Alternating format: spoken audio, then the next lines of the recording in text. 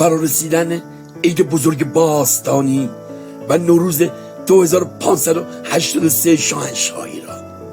خدمت تمام ایران و ایرانیان و آنان که در تمامی جهان برای ایرانیانی در ایرانی آزاد قلبی تپنده دارند شاد باش میگویم.